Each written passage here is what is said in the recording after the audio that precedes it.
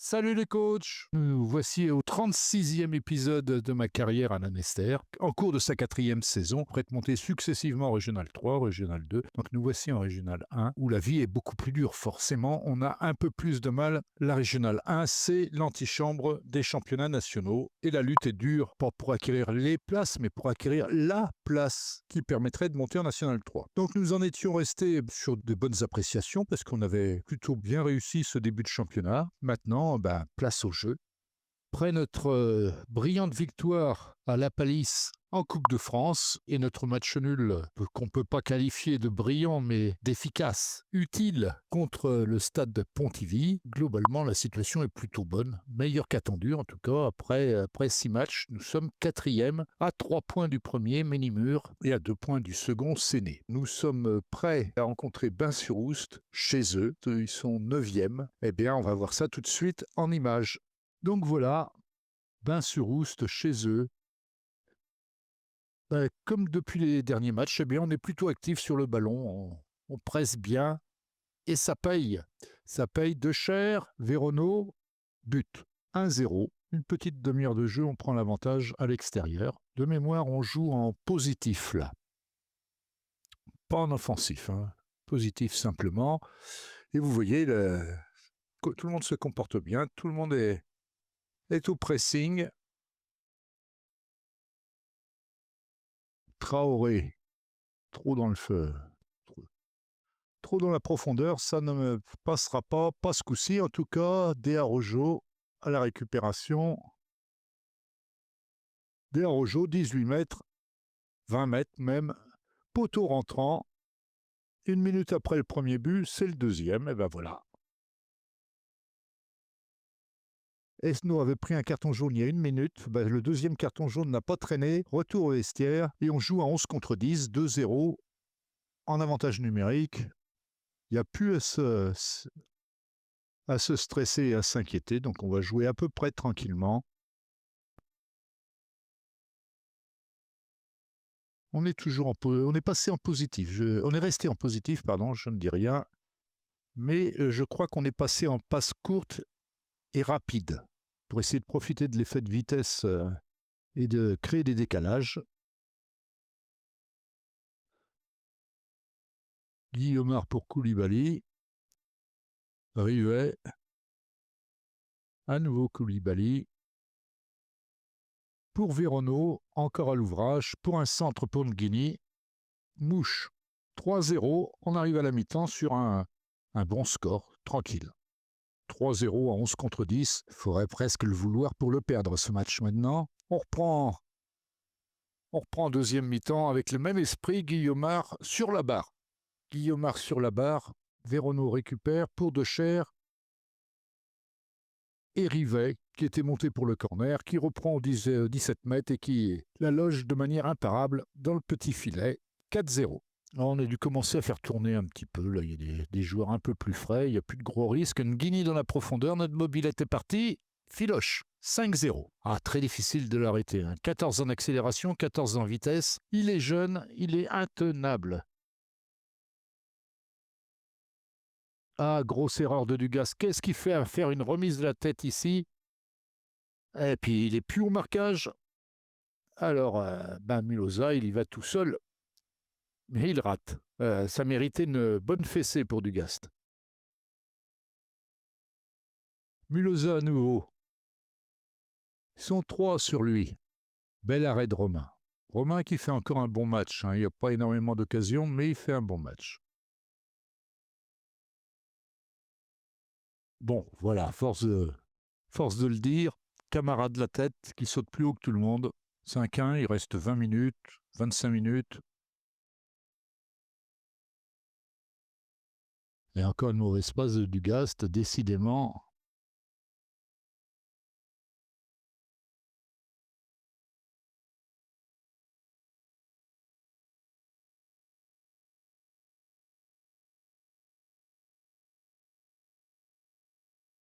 Ah là là, la défense n'a pas suivi. Et Milosa est là pour le 5-2. C'est pas que le bateau prend l'eau là les gars, mais il faudrait se réveiller. On ne reste pas comme ça. Bon, à 11 contre 10, on a de la marge, mais quand même. Derojo, Rouault, Koulibaly, Deschères, Guillaumard. Ah bah là, quand on le laisse comme ça rate rarement. On en est à combien là? 5, 6-2 6-2. Partez pas, c'est pas fini.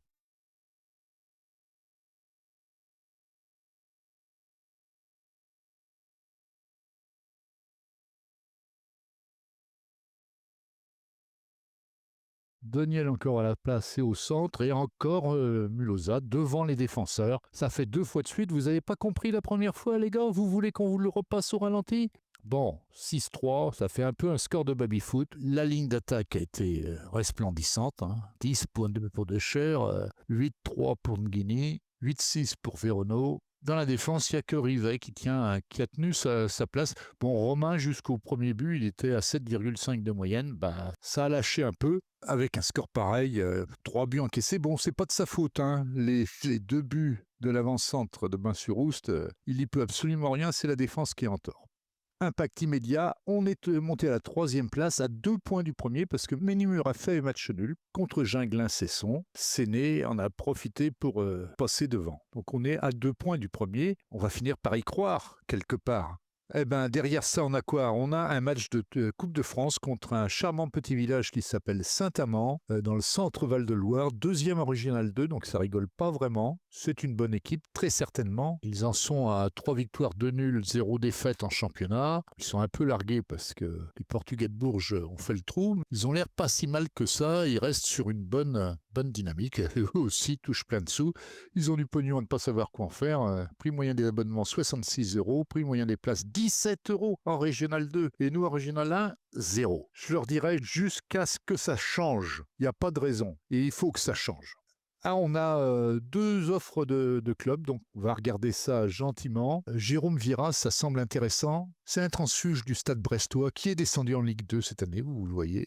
Pour IRL, ici, c'est ma partie. Et donc, Brest, Ligue 1, bah, c'est fini pour le moment. Je ne sais même pas où ils en sont en Ligue 2. Ils sont quoi? 2e. Bon, c'est bien, il y a de l'espoir.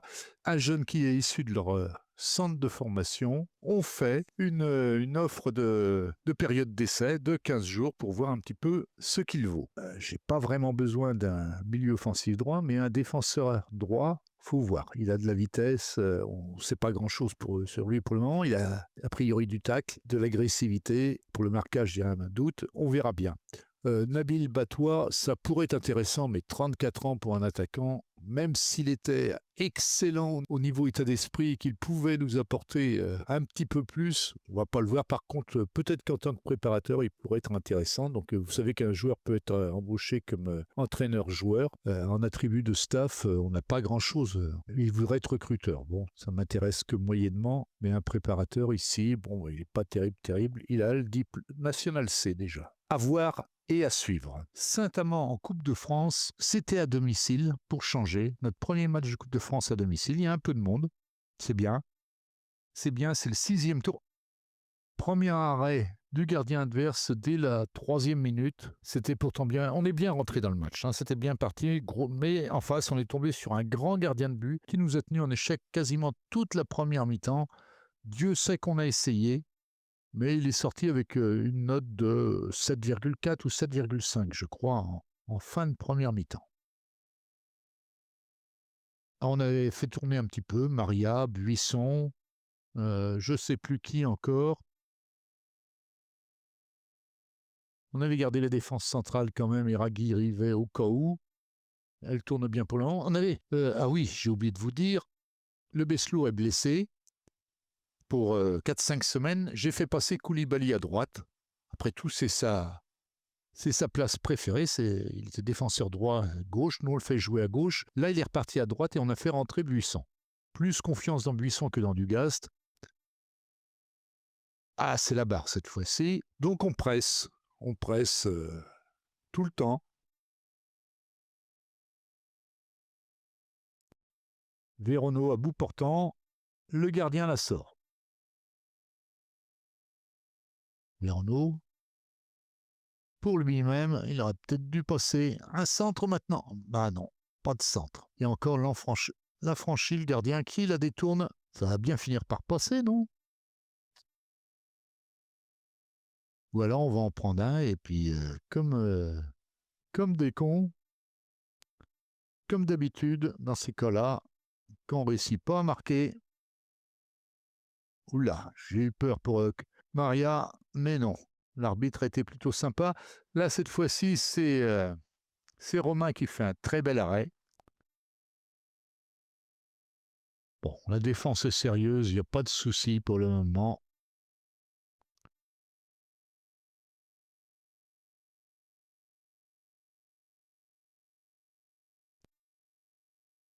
Véronneau dans ses œuvres. Très beau centre et but de Guigny juste avant la mi-temps. Et cette fois-ci, le gardien est resté bouche bée. Donc 1-0 juste à la mi-temps, c'est plutôt bien. Ça simplifie le travail du coach pendant la période de repos.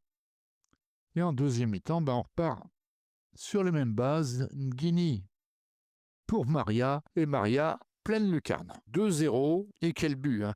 Je ne sais pas si vous avez bien regardé la passe dans la profondeur de Guigny. Guigny qui vient récupérer des ballons jusque dans son camp pour relancer Koulibaly sur la droite. Véronneau, Desarrojo, sable comme dans du beurre, ça glisse parfaitement bien. Koulibaly à nouveau, Rouault, mais le gardien la repousse. Eragui, Koulibaly, encore Koulibaly, Desarrojo. Il lève la tête. Très beau centre pour Brun qui monte au-dessus de tout le monde et qui ne laisse aucune chance cette fois-ci au gardien. Bon, Bobek qui est rentré, parce qu'on a décidé de faire tourner un peu quand même et de faire jouer ceux qui manquaient de temps de jeu. Dugas est rentré à la place de Koulibaly. Non, Koulibaly est reparti à gauche, je crois. Et en plus, l'équipe est... Eh ben voilà, 4e but contre son camp, je crois. Voilà, le défenseur Delpi. Delpi marque contre son camp. C'est des choses qui arrivent. Bon, voilà, bon match, bon score. Un petit peu de spectateurs, 360. Pour une fois, question finance, c'est pas mal parce que, vous savez quoi? C'était un match de Coupe de France. C'était le 6e tour et le vainqueur ramasse 1500 €. C'est pas une fortune, mais pour nous, ça compte beaucoup. Pour nous, avec notre prix de billet à 0 €, donc 1500 €, ça rentre dans les caisses, c'est toujours ça. On partage la recette, on garde les boissons. Voilà, on ramasse, on est à plus 3254. Il ne reste plus qu'à attendre le tirage au sort des tours suivants. Voilà, c'est fait. Sannois-Saint-Gratien en 7e tour de la Coupe de France. Chez eux, ça va pas être facile. Sannois-Saint-Gratien, IRL de mémoire aujourd'hui, c'est du national. Dans cette partie, ce n'est que du national 3, mais ils sont premiers, peut-être semi-professionnels. Je pense qu'ils sont semi-professionnels, c'est pas sûr. Qu'est-ce qu'ils ont comme contrat, les joueurs là?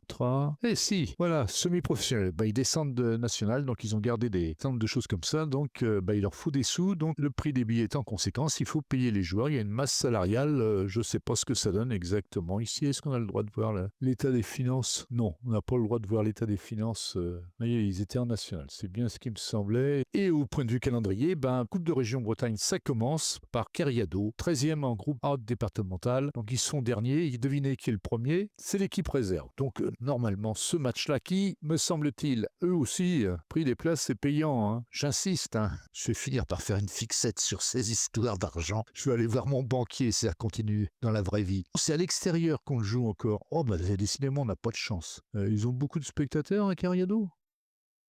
Ouais, moyen, 150 spectateurs, bon, c'est pas... Et la Coupe de Bretagne, c'est pas une coupe qui rapporte beaucoup. À propos de rapporter beaucoup, j'ai jeté un œil. C'est 0 partout, sauf celui qui gagne la finale, ramasse 14 250 €. Là, ça vaut le coup. On pourrait peut-être se faire un petit objectif de Coupe de région Bretagne cette année, vous croyez pas? Bon, il y a encore des gros cadors en Régional 1 devant nous, mais on va essayer de monter jusqu'à la demi-finale. On revient sur le calendrier. Le calendrier avant de se rendre à Sannois, Saint-Gratien et à Kerriado, on a 2 matchs de championnat qui nous attendent. Séné, premier du championnat à domicile. Bon, ça va pas être facile. Alors Séné, c'est une commune du Morbihan, tout près près de Vannes, charmante petite commune sur le golfe du Morbihan. Ils vont pas être faciles à battre. Et après, on a Locminé. C'est à l'extérieur. Ce sera quand même plus facile que Séné. Locminé, ils sont 10e. Bon, ce sera plus facile que Séné. Donc Séné, ben voilà, on n'est pas favori du tout. C'est les cadors du championnat pour le moment. En tout cas, ils sont en tête. Et donc, on est parti en timide un petit peu. On est parti sur du mode prudent, passe relativement courte, pas trop de rythme. On va essayer de défendre. On est à domicile, donc on va essayer de tirer au moins le point du match nul pour se donner un peu d'espoir. Et on essaye, timidement, hein, mais on essaye quand même. Eh oui, si on cadrait, ça serait mieux. Alors vous voyez, il ne se passe pas grand-chose. On est déjà à la 40e minute de jeu. Il n'y a pas eu beaucoup d'action. On a défendu lourdement. Et ben, ça craque. Voilà, la défense est un peu fautive, Romain aussi, c'est manque de réaction. Maintenant, il n'y a plus qu'à sortir parce qu'on ne peut pas rester comme ça. Donc, on va ouvrir un peu le jeu. On est parti en équilibré, voire même en positif, je crois. On subit. Et évidemment, ça menace dur. Hein. Ça continue à nous tourner autour. Deuxième mi-temps, voilà. 20 mètres. Et là, Romain, bon, il était masqué, on va dire, mais il n'est pas blanc-bleu là-dessus. Donc 2-0. Là, il n'y a plus, il faut sortir du bois. Donc on se découvre largement plus. Et on va avoir un petit peu de chance, on va dire. Ça va masquer le reste un peu. Voilà, penalty, bon. Moi, je veux bien. Hein. Wassa a poussé Brun. Bon, c'était pas clair. Bon, Guillaumard est toujours absent, blessé. Donc voilà, Vérono se charge du penalty et le transforme. Petit espoir, ouais, mais non, on ne va pas faire grand-chose de plus. Ce n'est pas faute d'essayer, mais bon, il n'y a pas une réelle envie. Puis de toute façon, on est largement dépassé par nos adversaires du jour qui ne nous laissent pas beaucoup de miettes. Et comme Séné se contente de son avantage sans vraiment pousser leur avantage, bon là c'est corner, donc ça a été dévié par la défense, mais voilà, donc un peu un non-match. Il n'y a pas une note au-dessus de 6-5. Si, quelques-unes. Vérono de Cher 6-6, Traoré 6-7, Rivet 6-7, Eragui 6-8 et tout le reste inexistant. Bon, on passe à la suite et on oublie. Alors la suite, c'est une semaine plus tard. Locminé, chez eux, et on va directement voir ce qu'il s'y est passé. Et ils sont derrière nous au classement, faut faire parler la puissance. Et bon, on se méfie quand même un petit peu. On a plus accrocheur, on est plus dans le match que contre Séné.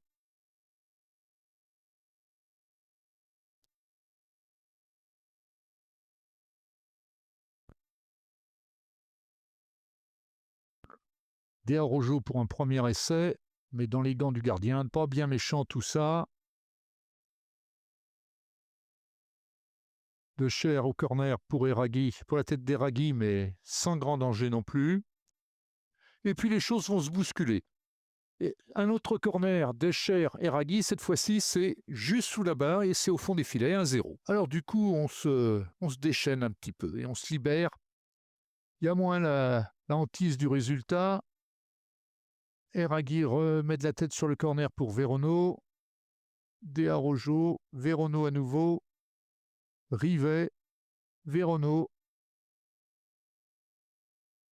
Et quand Vérono rentre comme ça, balle au pied dans la surface, ça finit en général au fond des filets. Et c'est encore le cas. 2-0, on refait un peu, non pas notre retard du match de Séné, c'est pas possible à refaire. Ah, Dugast qui ne va pas sur le ballon. Oups là, ça aurait pu être un pénalty là, pour obstruction. Romain à la parade. On a décidé non pas de reculer, mais de jouer en contre-attaque maintenant qu'on mène 2-0.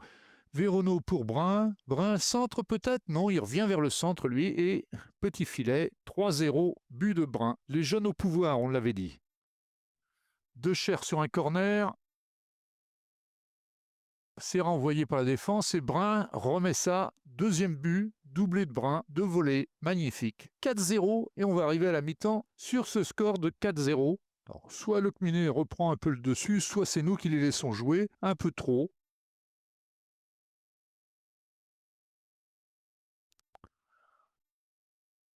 On est en deuxième mi-temps et on s'est vraiment endormi sur nos lauriers, vous voyez bien. On n'a plus le ballon, on le laisse à Locminé.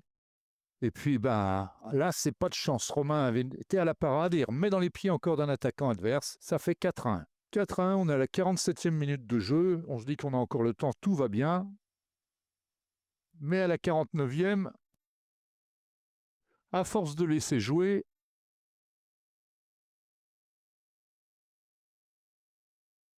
bon, là, la défense n'est pas dans le coup, Romain non plus, visiblement. Donc ça fait 4-2. Ça commence à déconner un petit peu. Alors, il est temps de remonter un peu à l'assaut des buts de Lotminé.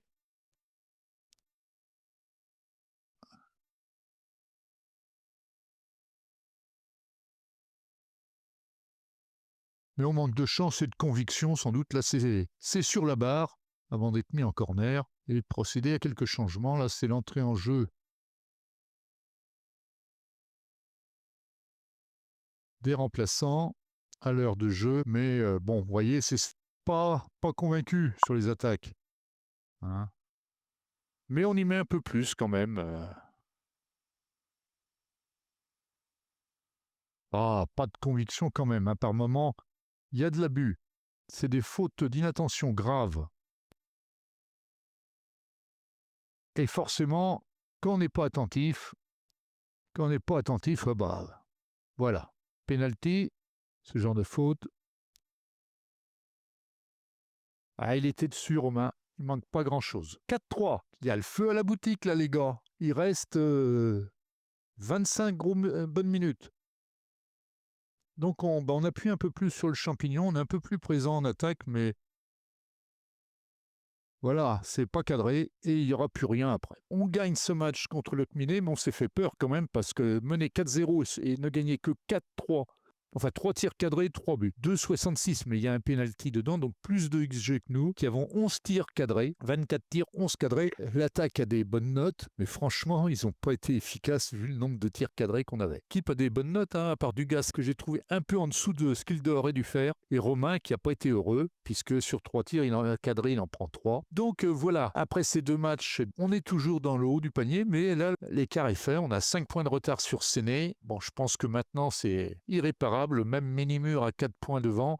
On va pas se plaindre. Donc voilà, les 2 équipes qui sont devant nous à 5 points et 4 points, on sont Séné qui nous a battus et puis Ménimur qu'on rencontrera au mois de décembre. Bon, les choses ne sont pas si graves que ça. Hein. On n'attendait pas de toute façon à monter, c'était très difficile. Si on jette un œil à ce moment-là sur la réserve, elle s'en sort plutôt pas mal. Deuxième dans le groupe A départemental. Deuxième avec 2 matchs d'avance sur le quatrième et avec un match d'avance sur le premier. C'est quand même que moyen. Les matchs d'avance ou de retard, c'est parce que y a 13 équipes dans le groupe, donc un nombre impair, et on a joué tous les matchs alors que Bernay a déjà son match de retard catalogué et Kevin est juste derrière. On les U19 vivent leur petit bonhomme de chemin, ils sont troisième, on n'en attendait pas beaucoup plus. De toute façon, on n'en voulait pas plus. Ils sont bien, ils profitent, ils ont un match de retard, ils n'ont que 2 points de retard sur le premier. Et en compétition, ça donne une bonne série pour le moment, 5 matchs sans défaite.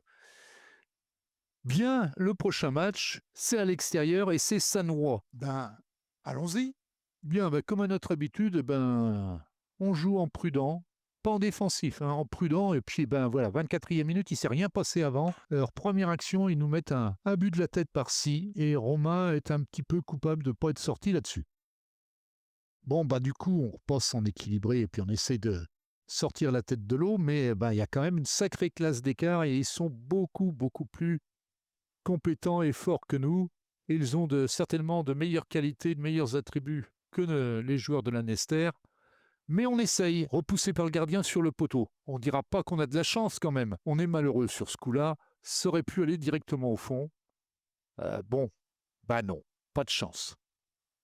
Et on essaye de créer un peu et de faire tourner le ballon, surtout pour une belle balle dans la profondeur pour Vérono. Voilà, égalisation, 36e minute. On n'aura pas été longtemps mené au score. Maintenant, il faut tenir le coup et puis il faut essayer d'en marquer un deuxième. Et c'est jouable, c'est jouable. On passe directement au deuxième mi-temps, il ne se passe pas grand-chose. Hein. C'est un match fermé, complètement fermé. Vérono au coup franc, Dearojo, c'est pas loin, mais c'est pas cadré. Eux aussi ont des occasions, il ne faut pas les dénigrer non plus.